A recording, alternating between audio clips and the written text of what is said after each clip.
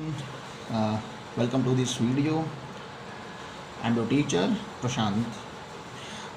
Dear students, in the last lecture we discussed the theory portion of the chapter 2, that is linear correlation. Okay, in that video we discussed कि भाई हमारा meaning क्या रहता है भाई.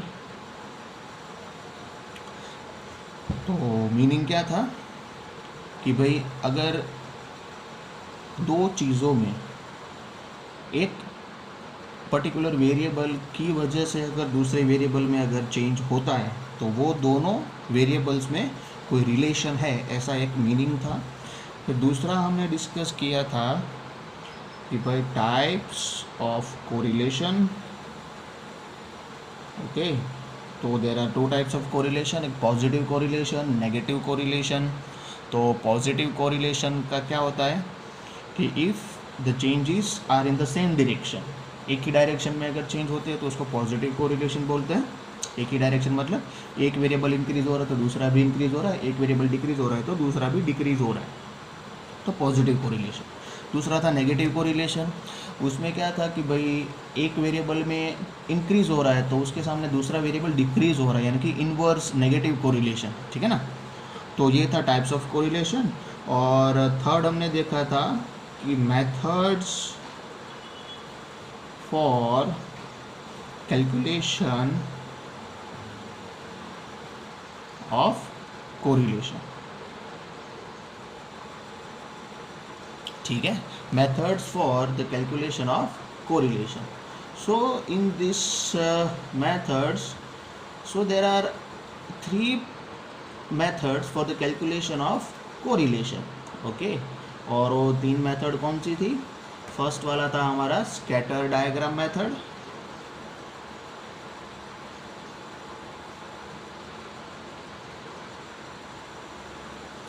Scatter diagram.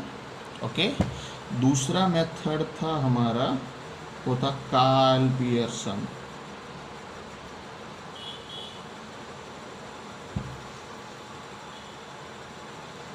Karl Pearson's correlation और Karl Pearson's product moment method. Okay, and third one था हमारा स्पीयरमैन्स रैंक कोरिलेशन. ओके, तो ये तीन मेथड है हमारे कैलकुलेशन फॉर द कोरिलेशन. अभी डियर स्टूडेंट्स, ये तीन मेथड क्यों? तो हमने जो डायग्राम मेथड था उसमें ये पता लगाया कि किसी दो वेरिएबल के बीच में 5 तरीके की कोरिलेशन हो सकती है. या तो perfect positive, perfect negative, partial positive, partial negative, या फिर लैक ऑफ या फिर एब्सेंस ऑफ कोरिलेशन. अभी स्कैटर डायग्राम मेथड से तो हमें सिर्फ ये पता चलता है कि उसके बीच में पॉजिटिव कोरिलेशन है या फिर partial positive, perfect negative, partial negative, या फिर रिलेशन ही नहीं है. स्कैटर डायग्राम से सिर्फ ये पता चलता है. बट अगर हमें ये पता लगाना हो कि उन दोनों ही वेरिएबल के बीच में अगर रिलेशन है तो कितना परसेंट रिलेशन, यानी कि स्ट्रेंथ ऑफ द रिलेशन, यानी कि अगर एक वेरिएबल में 1% का अगर हम चेंज करते हैं तो उसकी वजह से दूसरे वेरिएबल में चेंज होता है. तो अगर 1% एक वेरिएबल में इंक्रीज होता है तो दूसरा वेरिएबल भी इंक्रीज हो रहा है, तो हमें पता चलता है कि उन दोनों के बीच में पॉजिटिव कोरिलेशन है. बट ये नहीं पता चलता कि एक वेरिएबल में अगर मैं 1% का अगर मैं इंक्रीज कर रहा हूँ तो उसके सामने दूसरा वेरिएबल कितने परसेंट से इंक्रीज हो रहा है. ठीक है, फॉर एग्जांपल अगर मैं देखूँ कि अगर मैं प्राइस को अगर मैं 1 रुपीज़ से मैं अगर इंक्रीज कर रहा हूँ तो उसके सामने जो डिमांड है, ठीक है, वो डिक्रीज़ होती है. बट वो कितना परसेंट डिक्रीज़ होती है, कि 10% डिक्रीज़ होती है, 20% डिक्रीज़ होती है. तो यहाँ पे क्या है कि स्कैटर डायग्राम मेथड में ये नहीं पता चलता है कि डिग्री ऑफ कोरिलेशन वहाँ पे नहीं पता चलता है, तो उसके लिए हमारे पास ये दो मेथड है to find out the degree of correlation, Karl Pearson का मेथड एंड स्पीयरमैन का रैंक कोरिलेशन। अभी डिग्री ऑफ कोरिलेशन कैलकुलेट करने के लिए सबसे फेमस और सबसे पॉपुलर अगर कोई मेथड है तो वो कार्ल पियर्सन का मेथड है, ठीक है। ये दोनों मेथड में बेसिक डिफरेंस क्या है मैं बता देता हूँ। देखो हमारे पास दो तरीके का डेटा होता है, एक होता है हमारा क्वांटिटेटिव डेटा यानी कि न्यूमेरिकल डेटा, और दूसरा होता है क्वालिटेटिव डेटा यानी कि नॉन न्यूमेरिक डेटा, ठीक है। अगर मुझे हाइट एंड वेट दोनों के बीच का अगर मुझे कोरिलेशन कैलकुलेट करना है, ठीक है, तो मुझे कार्ल पियर्सन का मेथड यूज़ करना पड़ेगा। क्यों? क्योंकि ये कार्ल पियर्सन का जो मेथड है वो क्वांटिटेटिव डेटा के साथ डील करता है, ठीक है। बट अगर किसी क्वालिटेटिव डेटा के बारे में अगर मुझे डिस्कस करना है, क्वालिटेटिव डेटा यानी कि किसी का इंटेलिजेंस, किसी की ऑनेस्टी, तो ये सारे क्वालिटेटिव डेटा हो जाते, तो वहाँ पे कार्ल पियर्सन का मेथड काम नहीं आता है। क्यों? क्योंकि वहाँ पे नंबर्स नहीं होते। हम सिर्फ ये पता लगाते हैं अगर कोई बंदा, अगर हम रियलिटी शोज़ हम देखते हैं कि वहाँ पे 8-10 सिंगर्स होते हैं, वो सिंगिंग करते हैं, फिर वो जज होते हैं, वो उसको क्या करते हैं, वोट करते हैं या फिर उसको देते हैं, कहते हैं कि भाई आप बहुत अच्छा गाते हो, आपका थोड़ा यहाँ पे सुधारने की ज़रूरत है वगैरह वगैरह। तो हम यहाँ पे अगर कोई क्वालिटेटिव चीज़ें होती है तो हम सिर्फ यहाँ पे ये ओपिनियन दे सकते हैं कि वो बंदा बहुत ही अच्छा सिंगर है या फिर वो कम अच्छा गाता है या फिर बिल्कुल ही अच्छा नहीं गाता है। वहाँ पे हम क्वांटिटी नहीं डाल सकते। तो जहाँ पे क्वालिटेटिव डेटा होता है वहाँ पे हम रैंक देते हैं, ठीक है। तो उस हिसाब से रैंक कोरिलेशन वहाँ पे हमें कैलकुलेट करना पड़ता है क्वालिटेटिव डेटा के लिए। तो स्पीयरमैन ने एक फॉर्मूला दिया है, वो हम बाद में डिस्कस करेंगे। आज देखते हैं कार्ल पियर्सन का मेथड। तो उसके फॉर्मूलाज क्या है? तो formulas for the calculation of correlation by Karl Pearson's method, ठीक है। तो कार्ल पियर्सन का जो बेसिक जो फॉर्मूला है वो है आर यानी कि correlation, r equals to COV यानी कि कोवेरियंस। ये क्या है अभी? Covariance between x and y यानी कि covariance of XY upon SX यानी कि standard deviation of x, standard deviation of y। Standard deviation हम 11th में पढ़ चुके हैं, वहाँ पे एक ही वेरिएबल था तो हम एक ही वेरिएबल का कैलकुलेट करते थे, that is standard deviation of x, okay. फिर देखो हम तो यहाँ पे 2 वेरिएबल के साथ डील कर रहे हैं, ठीक है, तो यहाँ पे स्टैंडर्ड डेविएशन ऑफ y भी होगा। तो again formula correlation equals to covariance of XY upon SX into SY, okay. अभी कोवेरियंस का मतलब क्या है, उसका फॉर्मूला क्या है? तो where covariance equals to what? Sigma x minus x bar into Y minus Y bar. तो x minus x bar, dear student, हम 11th में पढ़ चुके कि x माइनस एक्स बार कैसे कैलकुलेट कर किया जाता है। सिमिलरली हमें y माइनस वाई बार भी कैलकुलेट करना है और वो दो जो कॉलम मिलते हैं उसका हमें मल्टीप्लिकेशन करना है, डिवाइड बाई n, तो हमें कोवेरियंस ऑफ एक्स वाई मिल जाता है। फिर SX standard deviation of x, ये भी फॉर्मूला हम पढ़ चुके हैं, sigma x minus x bar whole square upon n। Similarly SY का भी फॉर्मूला वही बनता है, sigma y minus Y bar square upon n, ठीक है। So this is the first formula and very basic formula. ये सबसे इम्पोर्टेंट फार्मूला है क्योंकि ये फार्मूला का अगर हम सिंप्लीफिकेशन देते हैं तो बाकी के फार्मूलाज मिलते हैं। ये फार्मूला ज़्यादातर हमारे कैलकुलेशन में नहीं आता है, ये फार्मूला सिर्फ शॉर्ट सम्स के लिए होता है, बट ये बेसिक फार्मूला है। इसका हम फर्दर सॉल्यूशन करते हैं तो हमें नेक्स्ट फार्मूला मिलता है जो हमें आगे जाके काम आने वाले हैं। तो दूसरा फॉर्मूला हमें कौन सा मिलता है? तो please pay attention students, it is very important formula. आप इसको नोट करना चाहते हैं तो अपनी बुक में आप नोट कर लीजिए क्योंकि ये बहुत ही ज़रूरी फार्मूला है। तो correlation equals to what? Sigma x minus x bar into Y minus Y bar upon root x minus x bar square into root y minus Y bar square. Formula का calculation, उसका solution तो हम देखेंगे आगे के questions में, but ये formula है, इसका भी सिंप्लीफिकेशन हम कर सकते हैं, बट अभी फ़िलहाल इस वीडियो में तो नहीं कर सकते। हम आगे अगर ऐसा मौका मिलेगा तो हम ज़रूर करेंगे कि ये फॉर्मूला कंस्ट्रक्ट कैसे हुआ, जैसे कि हम हर बार करते हैं, ठीक है। दूसरा, नेक्स्ट हमारा जो फॉर्मूला है वो है R equals to sigma x minus x bar Y minus Y bar. ये न्यूमरेटर सेम रहता है। अभी डिनोमिनेटर में क्या चेंज हो रहा है कि n into S x into S y. ये फॉर्मूला शॉर्ट सम्स के लिए काम में आता है, ठीक है।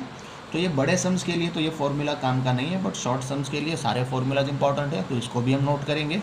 ओके, नेक्स्ट हमारा जो फोर्थ जो फॉर्मूला बनता है, ठीक है, वो इस तरह से बन रहा है कि R इक्वल्स टू और sigma x Y minus N X bar Y bar upon N into S x into S Y, ठीक है। ये भी शॉर्ट सम्स के लिए फॉर्मूला काम का है। ओके, नेक्स्ट हमारा जो फॉर्मूला है, formula number 5, again it is very important. बड़े क्वेश्चंस यही फॉर्मूला के होते हैं। ये फॉर्मूला नंबर 2, ओके, एंड ये फॉर्मूला नंबर 5, ये दोनों ही फॉर्मूलाज के बड़े सम्स होते हैं। 5 मार्क के जो सम्स बोर्ड एग्जाम में जो पूछे जाते हैं वो इसी फॉर्मूला के होते हैं। तो वो डिस्कस करते हैं। R equals to what, n into sigma x y, जैसे कि यहाँ पे था, minus sigma x sigma y upon root n into sigma x square minus sigma x whole square. ये फर्स्ट ब्रैकेट हमारा बनता है। दूसरा bracket into n into sigma y square minus sigma y whole square. यहाँ पे जो x का बना, सिमिलरली यहाँ पे वाई का भी वही बनेगा, ठीक है। N into sigma x square, तो यहाँ पे n into sigma y square minus minus sigma x whole square, यहाँ पे sigma y whole square. So this is the most important formula. इसका भी एक शॉर्टकट मेथड है,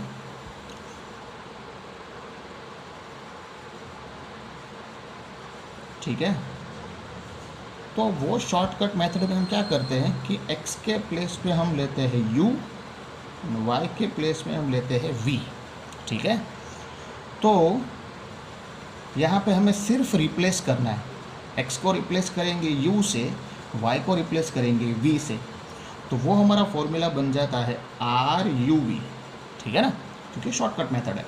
equals to what, n into sigma, यहाँ पे एक्स वाई है तो हम यहाँ पे करेंगे यू वी, माइनस यहाँ पे सिग्मा एक्स तो उसके प्लेस पे लिखेंगे सिग्मा यू, यहाँ पे सिग्मा वाई तो लिखेंगे sigma v, upon N into यहाँ पे सिग्मा एक्स स्क्वायर तो लिखेंगे sigma u square minus sigma u whole square, ठीक है, इंटू फिर से रूट यहाँ पे y को रिप्लेस करेंगे v से, तो n into sigma V square minus sigma V whole square. Okay, so ये हो गया फॉर्मूला नंबर 6। तो ये फॉर्मूला अगर हमारे पास है तो ये हमें क्यों बनाना है वो भी मैं बताऊंगा। जब हम अगर इसके क्वेश्चंस हम स्टडी करेंगे तो हम यूवी वाला भी डिस्कस करेंगे कि हम यूवी क्यों क्रिएट करेंगे, ठीक है। So these are the formulas of this chapter, these are the most important formulas. इसको हम लिख के हम याद करेंगे, इसको कंपलसरी हमें याद करना ही है। Okay students, now moving to the practical problems, that is sums. Okay, so अभी देखो फॉर्मूलाज का क्या है कि हमें तो वो कंपलसरी याद रखने ही पड़ेंगे कि कौन से टाइम पे कौन सा फॉर्मूला हमें यूज़ करना है। तो अभी देखो कि एक प्रैक्टिकल प्रॉब्लम में लेके आया हूँ और कौन सी जगह पे कौन सा फॉर्मूला यूज़ करना है वो मैं आपको यहाँ पे बताऊँगा, ठीक है।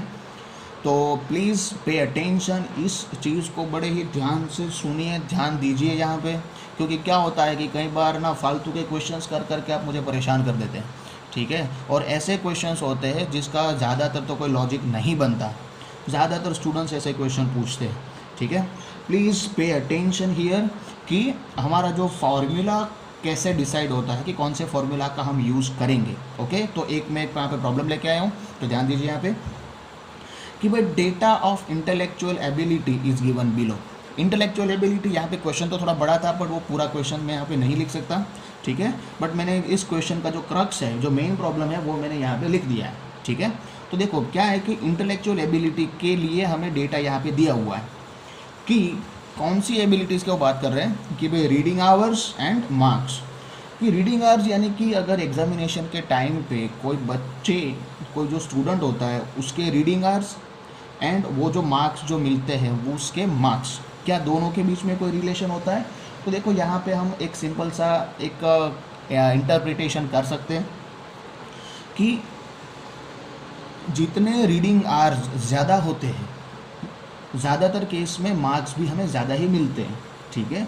कई स्टूडेंट होते हैं, ठीक है, जो कम रीडिंग करके भी अच्छे मार्क्स ला सकते हैं, बट वो एक्सेप्शनल केसेस होते हैं, ठीक है। उन लोगों का तो कुछ हो ही नहीं सकता, उनके कोई रिलेशन कैलकुलेट की ही नहीं जा सकती, ठीक है। बट हम नॉर्मल केस की हम कैलकुलेशन कर सकते हैं कि भाई अगर किसी के रीडिंग आवर्स इंक्रीज़ होते हैं तो क्या उसके मार्क्स इंक्रीज़ होते हैं, ठीक है। तो हमें यहाँ पे ये रिलेशन कैलकुलेट करना है कि क्या कोई स्टूडेंट अगर अपने रीडिंग आवर्स में प्लस माइनस करता है तो क्या उनके मार्क्स में कोई प्लस माइनस होता है, तो हमें यहाँ पे ये सॉल्व करना है। तो यहाँ पे देखो मेरे पास डेटा है कि भाई कोई बच्चा 25 आवर्स रीडिंग करता है तो उसको मार्क्स मिलते हैं 65, कोई बच्चा 38 आवर्स रीडिंग करता है तो उसको मिलता है 75 मार्क्स एंड सो ऑन, ठीक है। ये पूरा डेटा कुछ इस तरह से दिया हुआ है। तो हमें सॉल्यूशन हमें कैसे करना है और हमें कौन सा फॉर्मूला का यूज़ करना है वो यहाँ पे थोड़ा ध्यान से देखिए। तो ये मैंने पूरा डेटा यहाँ पे लिख लिया है, ओके, कि हमने x बनाया रीडिंग आवर्स को, ओके, और y बनाया मार्क्स को। आप बना सकते हैं, कोई दिक्कत नहीं, बट ज़्यादातर 90% केस में या फिर हर प्रॉब्लम में जो पहला जो वेरिएबल होता है उसको x कंसिडर किया जाता है और जो दूसरा वेरिएबल होता है उसको y कंसिडर किया जाता है, ओके, क्योंकि x यहाँ पे इंडिपेंडेंट वेरिएबल है रीडिंग, ठीक है, और मार्क्स रीडिंग के ऊपर डिपेंडेंट है। अगर आपने अच्छा रीडिंग किया है तो आपके अच्छे मार्क्स मिलेंगे, अगर रीडिंग अच्छा नहीं किया है तो अच्छे मार्क्स नहीं मिलेंगे, ठीक है। तो यहाँ पे y यानी कि डिपेंडेंट वेरिएबल, x यानी कि इंडिपेंडेंट वेरिएबल। तो हमें यहाँ पे कौन सा फॉर्मूला यूज़ करना है for the calculation of correlation, okay. तो देखो ये जो फॉर्मूला जो है ना वो हमारे दो बेसिक कैलकुलेशन के ऊपर डिपेंडेंट होता है। जो बेसिक कैलकुलेशन यानी कि हमारा मीन, तो हमारा जो फॉर्मूला है वो हमारा मीन डिसाइड करेगा। मीन यानी कि यहाँ पे दो वेरिएबल है तो दो वेरिएबल का हम मीन कैलकुलेट करेंगे। x का मीन होगा x बार, y का मीन होगा y बार, ओके। तो x बार कैसे कैलकुलेट किया जाता है हम जानते हैं। यहाँ पे सिर्फ हमारे पास ऑब्जर्वेशंस है, उसकी फ्रीक्वेंसी नहीं है। तो जब सिर्फ ऑब्जर्वेशंस होते हैं तो मीन का फॉर्मूला क्या बनता है, sigma x upon n, okay. तो सिग्मा x यानी कि x का हम टोटल करेंगे, बड़ा ही सिंपल सा है, कैलकुलेटर यूज़ करेंगे।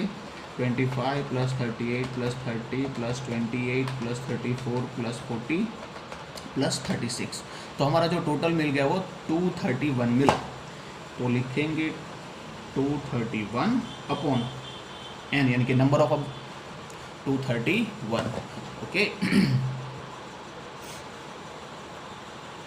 नंबर ऑफ ऑब्जर्वेशंस कितने हैं भाई, 1 2 3 4 5 6 7, तो 7 नंबर ऑफ ऑब्जर्वेशंस।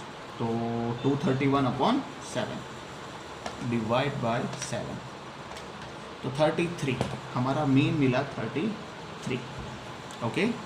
फिर यहाँ पे y बार, तो again sigma y upon n, तो सिग्मा y अगेन टोटल करेंगे 65 प्लस 75 प्लस 68 प्लस 70 प्लस 72 79 75, तो 504 डिवाइड बाय n यानी कि 7, तो 504 डिवाइड बाय 7, तो मिला 72, ओके। तो now dear students please pay attention. देखो हमारा x bar and y bar ये दोनों ही इंटीजर्स है, डेसिमल्स नहीं है। डेसिमल्स यानी कि यहाँ पे कोई पॉइंट हमारा नहीं मिला है, ये होल नंबर है, ठीक है। 33 एंड 72, अगर हमें मिल रहा होता है कि 33.5 तो वो हो जाता डेसिमल, बट हमें यहाँ पे मिला है 33 एंड 72। तो डियर स्टूडेंट्स जब हमारे पास x bar and y bar point में नहीं होते या फिर दोनों में से कोई एक पॉइंट में नहीं होता, ठीक है, दोनों में से अगर कोई एक भी अगर पॉइंट में है तो मैटर चेंज हो जाता है, बट यहाँ पे दोनों ही पॉइंट में नहीं है। तो जब हमारे पास x bar and y bar point में नहीं होते हैं तब हमें फॉर्मूला नंबर 2 यूज़ करना है। फॉर्मूला नंबर 2, ठीक है, जो था ये sigma x minus x bar y minus Y bar upon x minus x bar square y minus Y bar square, ठीक है, ओके। जब x बार y बार दोनों ही पॉइंट में हो या फिर दोनों में से कोई एक पॉइंट में हो। Please pay attention, X bar and Y bar दोनों ही पॉइंट में हो या फिर दोनों में से कोई एक पॉइंट में हो।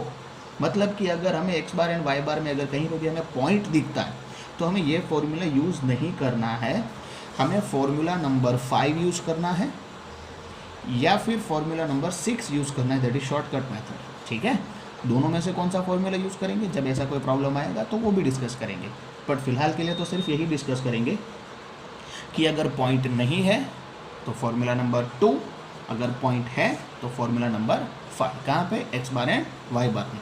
Okay, so let us solve the problem with the help of formula number 2। तो पहले हम फॉर्मूला नंबर 2 यहाँ पे लिखते हैं। तो r equals to what, sigma x minus x bar Y minus Y bar upon root sigma x minus x bar square into sigma y minus Y bar square. Okay, तो ये हमारा data है, ये हमारा फॉर्मूला है और इसके लिए हमें अलग अलग वैल्यूज़ चाहिए। पहला वैल्यू हमें चाहिए x minus x bar and y minus Y bar, दोनों का मल्टीप्लिकेशन हमें चाहिए, तो वो हमारे पास नहीं है तो हम कैलकुलेट करते हैं। देखो कैसे, पहले लगाएंगे x माइनस एक्स बार, ओके, फिर y माइनस वाई बार, फिर ये दोनों का मल्टीप्लिकेशन,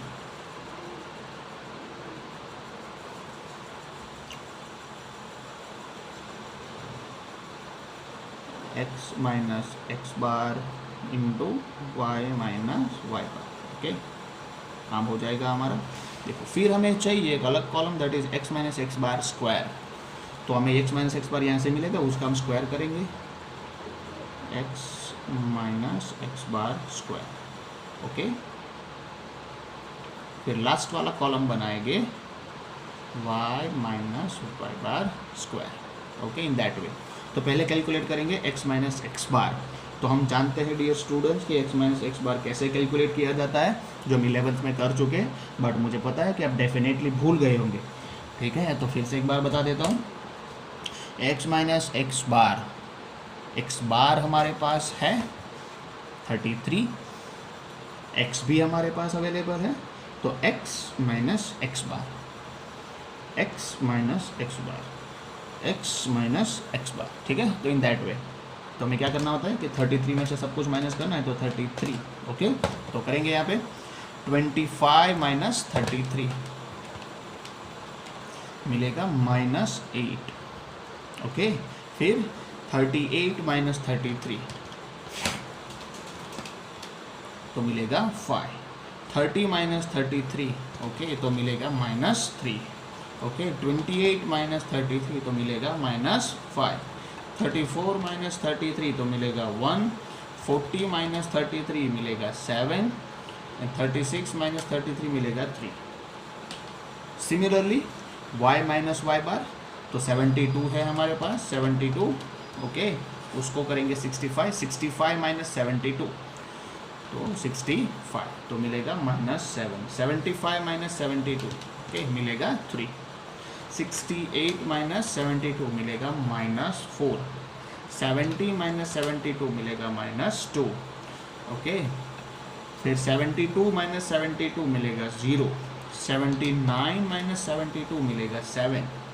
75 माइनस 72 मिलेगा 3। तो ये हमारे कॉलम हो चुके हैं x minus x bar, y minus Y बार। अभी नेक्स्ट कॉलम इसके ही बेस पे है, दोनों का मल्टीप्लिकेशन। 8 7 जा 56 माइनस माइनस प्लस। यहाँ पे माइनस प्लस में प्लीज़ मिस्टेक्स मत कीजिए, क्योंकि बाद में आप मुझे फ़ोटो खींच के भेजने वाले हैं कि सर इस क्वेश्चन का आंसर नहीं आ रहा है।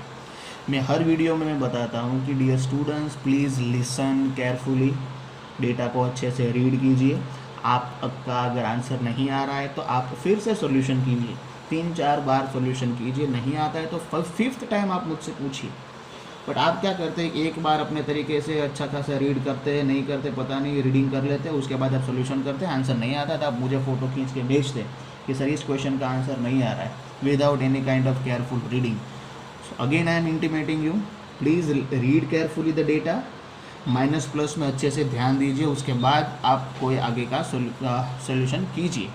नेक्स्ट 5 3 जा 15, 3 4 जा 12, 5 2 जा 10, 0 49, 3 3 जा 9।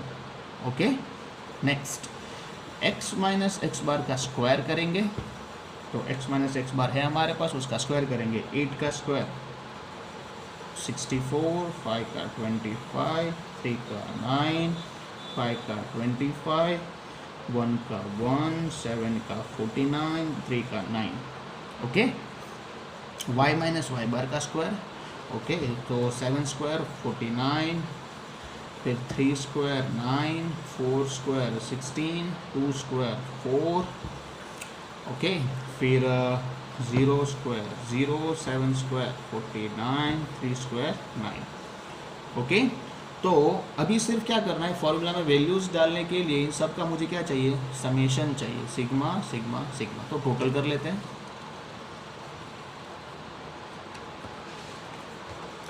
तो 56 plus 15 plus 12 plus 10 plus 49 plus 9, तो 151,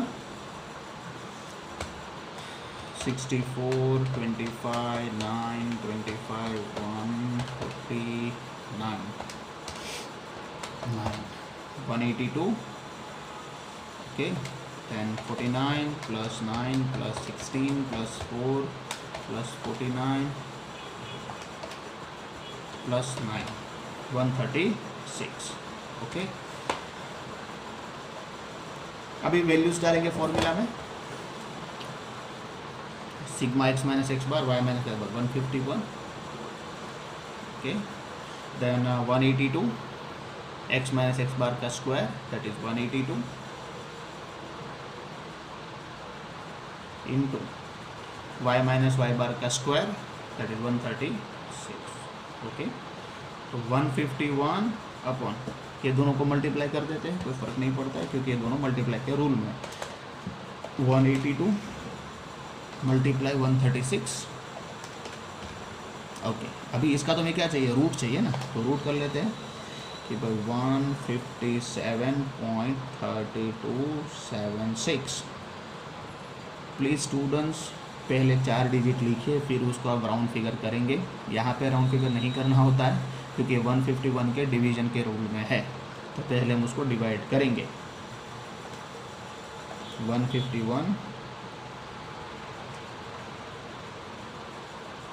ओके, तो मैंने इसके साथ ये दोनों को डिवीज़न किया तो मुझे आंसर मिला 0.957, सॉरी 9597।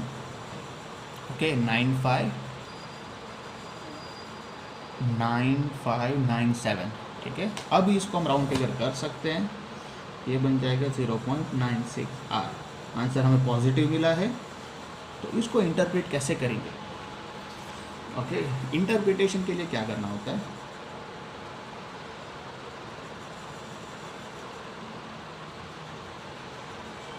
ओके, इंटरप्रिटेशन लिखना बहुत ज़रूरी होता है हर क्वेश्चन के एंड में। तो लिखेंगे कि there is a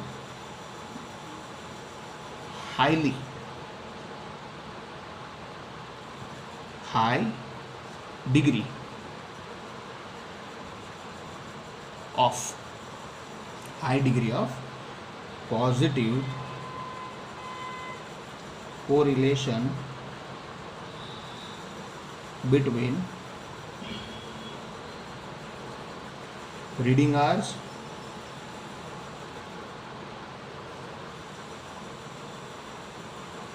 and marks obtained by student in exam। देखो high degree of positive correlation क्यों, क्योंकि आंसर पॉजिटिव है तो हमें तो पॉजिटिव कोरिलेशन मिलता है। But high degree, moderate degree and low degree, इसको कैसे पता लगाएंगे। देखो आंसर जितना ज़ीरो के नज़दीक होता है, r इक्वल्स टू ज़ीरो मतलब क्या होता है कि नो कोरिलेशन। ठीक है ना, देखो r इक्वल्स टू ज़ीरो यानी कि लैक ऑफ कोरिलेशन,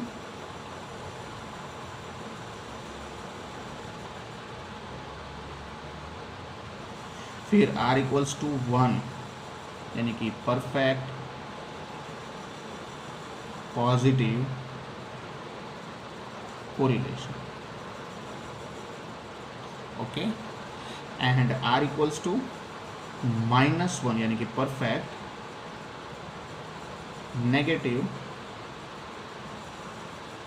कोरिलेशन। ठीक है, तो हमारा जो r का जो आंसर होता है वो ऑलवेज -1 टू +1 के बीच में ही होता है। ये बहुत ही कंपलसरी है स्टूडेंट्स। कई स्टूडेंट आंसर लेके आते हैं 5.59, कुछ भी लेके आते हैं। r का आंसर -1 से लेके +1 के बीच में ही होता है, यानी कि आंसर आएगा 0 पॉइंट में ही आएगा, या फिर -1 आएगा या फिर +1 आएगा। इसके बाहर का कुछ भी नहीं हो सकता। अगर इसके बाहर का अगर कोई आंसर है तो मुझे आंसर मत भेजिए प्लीज़, ठीक है, क्योंकि जब आप मुझे देखेंगे ना मैं आपको बहुत मारने वाला हूँ।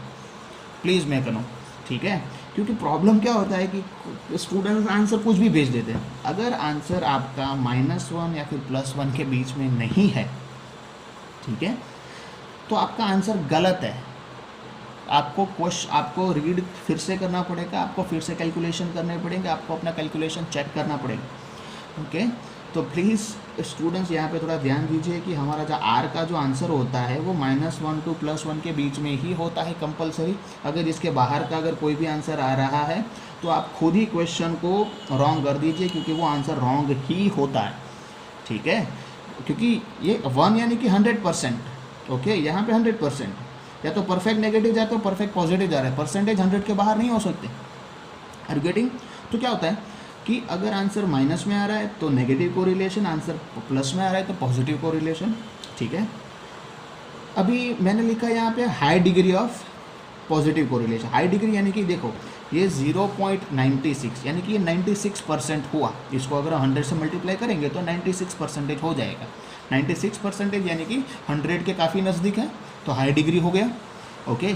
अगर यहाँ पे आंसर होता है कि भाई 0.096, अगर इसको अगर मैं 100 से मैं मल्टीप्लाई करता हूँ तो ये मिलता है 9.6 यानी कि ये 9%, यानी कि 10% हो गया। अगर इसको राउंड फिगर और करें तो 10%, तो ये 100 से तो बहुत ही दूर है, ठीक है। तो यहाँ पे हाई डिग्री नहीं लिख सकते, तो हमें यहाँ पे लिखना पड़ेगा लो डिग्री ऑफ कोरिलेशन, ठीक है। तो ज़्यादातर रेशियो क्या होता है कि भाई 0 to 40 होता है, 0 to 40%, तो वो हो जाता है लो डिग्री,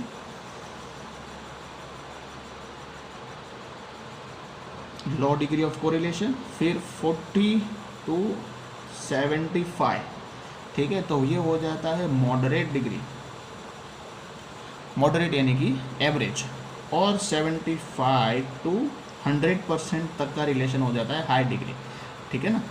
तो कई लोग, ऐसा कोई ज़रूरी नहीं, ये सिर्फ मैंने बनाया है क्योंकि मैं इस तरह से इसको इंटरप्रेट करता हूँ, ओके। अगर आप 80 को भी अगर आप मॉडरेट डिग्री बोलना चाहते हैं तो मुझे पर्सनली कोई प्रॉब्लम नहीं है, ठीक है। बट ज़्यादातर अगर 80% अगर रिलेशन है तो हम हाई डिग्री ही उसको कैलकुलेट करते हैं, कोई दिक्कत नहीं है, ओके। तो ये इस तरह से इसको क्या करना होता है, इंटरप्रेट करना होता है, okay. So this is the solution of the problem. I hope कि आपको ये प्रॉब्लम समझ में आया है, ओके। और जो भी पॉइंट्स मैंने कहा कि आप इसको ध्यान से सुनिए, तो आप वीडियो को दोबारा देखिए, उसको दोबारा सुनिए, कोई दिक्कत नहीं है। 2 बार वीडियो देखने में कोई प्रॉब्लम नहीं है, बट आधा अधूरा सुन के अगर आप 2 क्वेश्चंस अगर आप रॉन्ग कर देते हो तो वहाँ पे प्रॉब्लम है, ठीक है डियर स्टूडेंट्स। सो इसका सोल्यूशन कुछ इस तरह से था। Students, moving to the next problem. तो मैं यहाँ पे एक दूसरा एक प्रॉब्लम लेके आया हूँ, ठीक है, कि details of the sales of mobile phone is given below, okay. ये डेटा हमें दिया हुआ है लैक्स में, ओके, कि भाई सेल्स नंबर ऑफ यूनिट्स अगर सेल हुए हैं तो वो नंबर ऑफ लैक्स में सेल हुए हैं, ठीक है। प्रॉफिट हुआ है तो वो भी लैक्स में हुआ। तो यहाँ पे हमारे पास डेटा है कि number of mobile phone sold, ठीक है, कि मोबाइल फ़ोन कितने सोल्ड हुए और उसके लिए हमें प्रॉफिट क्या मिला। तो देखो स्टूडेंट, यहाँ पे भी हम जानते हैं कि भाई सेल्स बढ़ेगा तो प्रॉफिट बढ़ेगा, तो डेफिनेटली इसका आंसर हमें पॉजिटिव कोरिलेशन ही मिलने वाला है। बट हमें ये नहीं पता है कि कितना % मिलने वाला है, तो हम यहाँ पे परसेंटेज कैलकुलेट करेंगे, ओके। तो x दिया हुआ है, y दिया हुआ है। 3 लाख मोबाइल सोल्ड किए तो 6 लाख का प्रॉफिट हो गया, 8 लाख मोबाइल सोल्ड किए तो भाई 10 लाख का प्रॉफिट हो गया, एंड सो ऑन, इस तरह से। तो अगेन प्रॉब्लम आता है कि हम कौन सा फॉर्मूला यूज़ करें। एज मैं पहले बता चुका हूँ कि हमारा फॉर्मूला डिसाइड करता है हमारा कैलकुलेशन, हमारा एक कैलकुलेशन दैट इज़ मीन का कैलकुलेशन। हमारा मीन डिसाइड करेगा कि हम कौन सा फॉर्मूला यूज़ करेंगे। तो पहले हम मीन कैलकुलेट कर लेते हैं। मीन यानी कि एक्स का मीन करेंगे एक्स बार, वाई का मीन करेंगे वाई बार। एक्स बार का formula sigma x upon n, यहाँ पे सिग्मा वाई अपॉन एन। तो टोटल कर लेंगे सबका, ओके, कि भाई 3 + 8 + 12 + 5 + 7 + 5, तो मिल जाता है हमें 40। ओके, यहाँ पे अगर हम टोटल करेंगे तो हमें मिल जाता है 58। ओके, अभी इसको हम आगे सॉल्व करेंगे। तो 40 upon n, number of observation 336। Okay, यहाँ पे 58 अपॉन 6, तो 40 अपॉन 6 डिवाइड बाय 6, तो मिलता है 6.66। इसको हम राउंड फिगर कर लेते हैं एट द एंड, 2 डिजिट के बाद।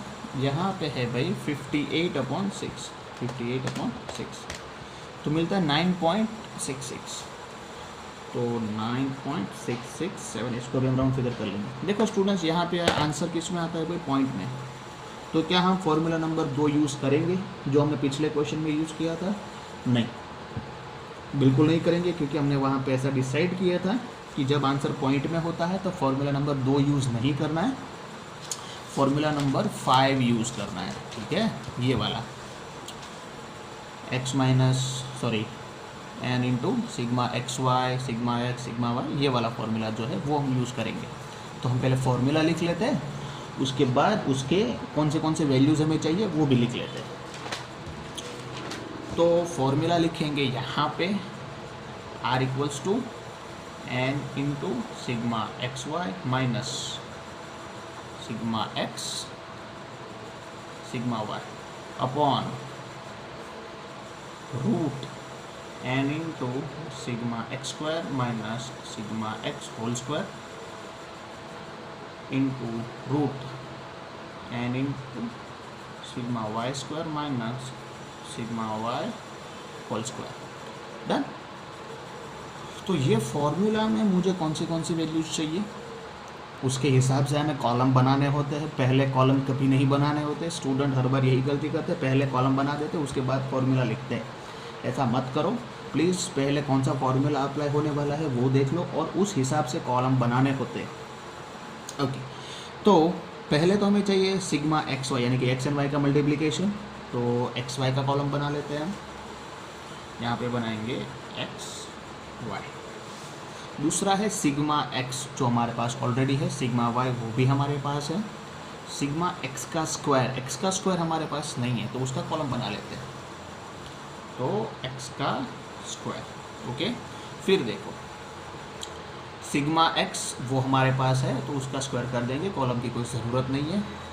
एन सिग्मा वाई का स्क्वायर मेरे पास नहीं है तो उसका हम कॉलम बनाएंगे वाई का स्क्वायर। ओके, फिर देखो यहाँ पे सिग्मा वाई है मेरे पास, उसका स्क्वायर कर देंगे। तो यहाँ पे देखो सिर्फ 3 ही कॉलम बनते हैं, तो बड़ा इजी सा हो गया। ठीक है, तो 6 3 जा 18, 80, शायद 180 आंसर आएगा, देख लेते हैं, मुझे शायद पता है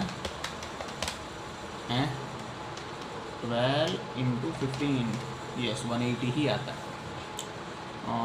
50, 63, 40। अभी बनाएंगे next column that is sigma x square का कॉलम बनाएंगे। तो 3 का स्क्वायर 9, 8 का स्क्वायर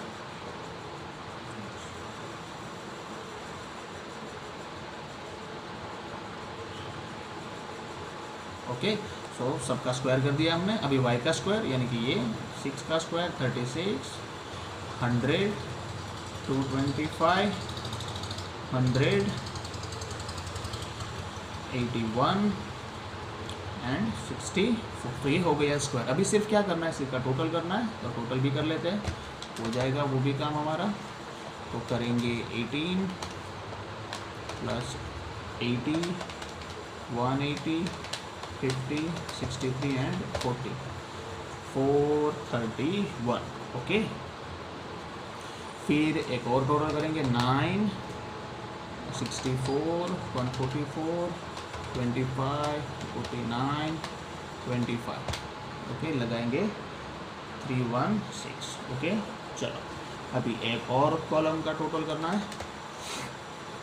36, 100, 225, 100, 81, 64, 606। तो ये हो गया सबका टोटल। ओके, अभी वैल्यूज पुट करेंगे फॉर्मूला में। तो n number of observation 6, sigma xy का total 431 minus sigma x total हम कर चुके थे, एक बार यहाँ पे था हमारे पास। ओके, सिग्मा x का 40 है, इसका 58 है, तो 40 58 अपॉन रूट n यानी कि 6 सिग्मा x का स्क्वायर। सिग्मा x का स्क्वायर हमने किया यहाँ पे 316 minus sigma x 40 whole square. Okay, फिर n यानी कि 6 सिग्मा y का स्क्वायर, यहाँ पे हमने किया है, अरे यार रूट कहाँ से कर दिया मैंने, ये रूट नहीं है, 606 माइनस सिग्मा y, तो 58 का हम स्क्वायर करेंगे। ओके, यहाँ पे गलती हो गया, रूट नहीं करना था, हो गया। चलो अभी सॉल्यूशन करते हैं फॉर्मूला का। तो करेंगे 431 मल्टीप्लाई बाय 6, तो आ रहा है 2586 माइनस 40 इंटू 58, 40 इंटू 58, ठीक है, इसका आंसर रहेगा 2320। ओके, ये दोनों को मल्टीप्लाई करेंगे 316 इंटू 6, तो 1896 माइनस 40 का स्क्वायर, 4 का स्क्वायर 600, इसको करेंगे रूट इंटू, इसका सॉल्यूशन करेंगे तो आ रहा था 606 इंटू 6, तो 3636 माइनस 58 का स्क्वायर, उसका स्क्वायर 3364। ओके, तो फर्दर सॉल्यूशन ये दोनों को मल्टीप्लाई करेंगे, सॉरी माइनस करेंगे, सो 2586 माइनस 2320, तो आंसर आता है 266। ओके, फिर ये दोनों को माइनस करेंगे तो आई थिंक 296 आंसर आएगा, 1896 माइनस 1600, तो 296। ओके, फिर इंटू ये दोनों को माइनस करेंगे तो आंसर आता है 3636 माइनस 3364, तो 272। ठीक है, रूट कर लेंगे, तो ये दोनों को मल्टीप्लाई करेंगे 296 इंटू 272, तो 266 अपॉन 80512, दोनों को मल्टीप्लाई, अभी रूट करेंगे तो इस तरह से आंसर था 266 अपॉन, इसका मैंने रूट किया तो 283.75। ओके, अभी दोनों को डिवाइड करेंगे, 266 डिवाइड बाय 283.75, तो आंसर मिलता है 0.9377। ओके, 9377। तो इसको हम राउंड फिगर करेंगे तो 0.9594 हो जाएगा, तो आर का हमें आंसर मिल गया। इसको इंटरप्रेट कैसे करना है? Interpretation, there is high degree of which relation, यहाँ पे आंसर पॉजिटिव आ रहा है तो positive, there is high degree of positive correlation between sales and profit. Okay, so this is interpretation. So dear students, I hope कि ये वाला problem भी आपको समझ में आया होगा। ओके, सो इसका सॉल्यूशन कुछ इस तरह से होता है, ठीक है।